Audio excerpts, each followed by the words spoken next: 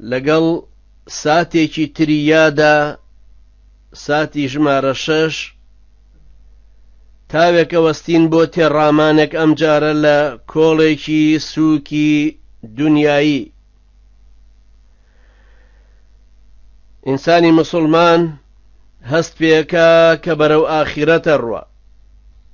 ئەزانێ وەکو ئەبو دەردە سەحابی پێغەمبەری نازدار عەلەیهی سەڵات وەسەلام فەرمووی هەڵدێری ڕێگای زۆرن، کەند و کۆسپەکان زۆرن، ڕێگاکەی سەختە، بۆیە پێویستی بەوە هەیە کە کۆڵێکی سووکی دنیایی پێبێ، کە کۆڵێکی سووکی دنیایی بدا بە کۆڵیا و بەرەو ئاخیرەتی بکەوێتە ڕێ. هەتا کۆڵی خۆی قورسترکە، ڕۆیشتنی هێواشترەکە، بێزارترە بێ. ئەو سەحابیە بەڕێزانەی پێغەمبەری نازدار عەلەیهی سەڵات وەسەلام کە دەرسیان لەوە وەرگرت بوو، ئاواژیانیانە بردەسەر، دنیایان کەوتبووە بەردەست، دەسەڵاتیان لە بەردەستا بوو، ناو و شوهرەتیان لە بەردەستا بوو، بەڵام هەمویان خستبوو ئەو لاوە چونکە لە دەستیانە بوو، نەک لە دڵیانە.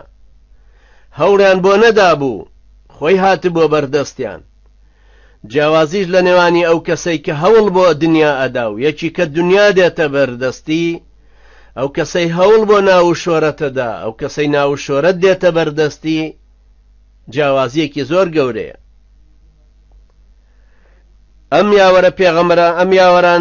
ئەم یاوەرە عەزیزانەی پێغەمبەری نازدار عەلەیهی سەڵات وەسەلام هەموو لە دنیایە زاهیدانە ئەژیان.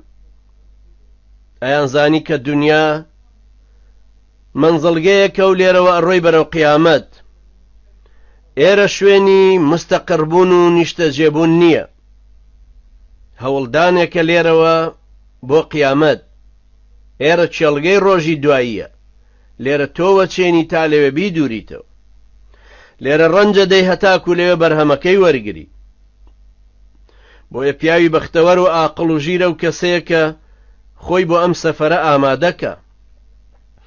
تۆ چۆن کە سەفەرێکەکەی پێشتر خۆتی بۆ ئامادەکەی لە ڕووی نەفسیەوە، ڕۆژی بۆ دیاریەکەی، بلیتە بڕی، جانتات حازر کردووە، کەلوپەلی پێداویستیت هەمووی هەڵگرتووە، ڕۆژێ پێشتریش بیرەکەی تۆ بزانی هیچت بیر نەچووە.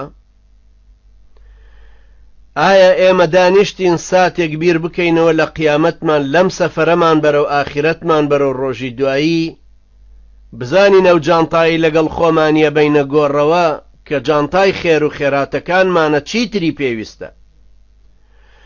ئەو جانتا کە جرفانێکی پڕە لە گوناح، ئەگەر هەموو جانتاکەش نەبێ، پێویستە چی لێ دەربێنینەوە کە کۆڵی قورس کردوین و تۆبەی لێ بکەین.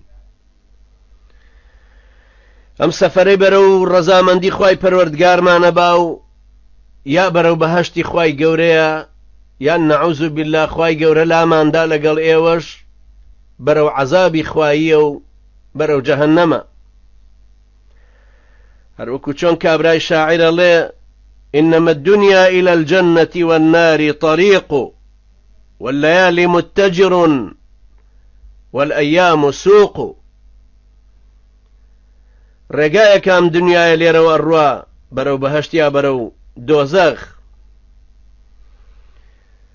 شەوانیش جێبازرگانی ئەم ئینسانەیە بۆ شەو نوێژی، بۆ عیبادەتی، بۆ تاعەتی، بۆ قورئان خوێندنی. ڕۆژەکانیش بازاڕن، شتەکانی خۆتی تیا فرۆشیتەوە و سەرمایەداری تیاکەی. گومانی تیانە کە سەروەری زاهیدان پێغەمبەری نازدارە عەلەیهی سەڵات وەسەلام. ئەم پێغەمبەرە نازدارەی کە دەربارەی دنیا ئەی فەرموو، وەکو لە حەدیسی صەحیحە هاتووە لە بوخاری، ئەی فەرموو کن فی الدنیا كأنك غریب أو عابر سبيل وعد نفسك من أصحاب القبور. ولا الدنيا بجي وكو غريبيتي ولا ملاتاجي، یا وەکو کەسێکی ڕێبوارە و ڕێبرێ، خۆشت وا حساب کە لە ڕیزی ئەو کەسانەی کە ئەهلی گۆڕن. ئەگەر تێ بفکری لەم سێ عیبارەتە.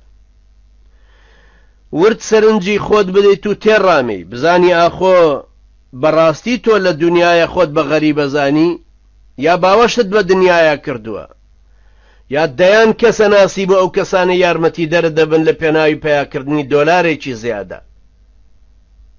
ئەی چێ ئەناسی لەوانەی قیامەتت بیرەخەنەوە؟ چێ ئەناسی لەوانەی کاروانیان کەوتۆتە ڕێ بەرەو خواناسی تۆ لەکوێوە لەگەڵیان کەوتوویتەتە ڕێ؟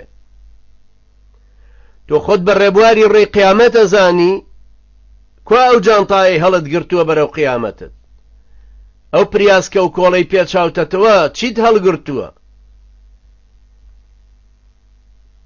خۆت لە حسابی ئەو کەسانە ڕیز کردووە کە ئەهلی گۆڕن، ئەوانەی ئێستا مردوون، تۆ بیرت لەوە کردووە تۆ ژەبی بە یەکێک لەوان؟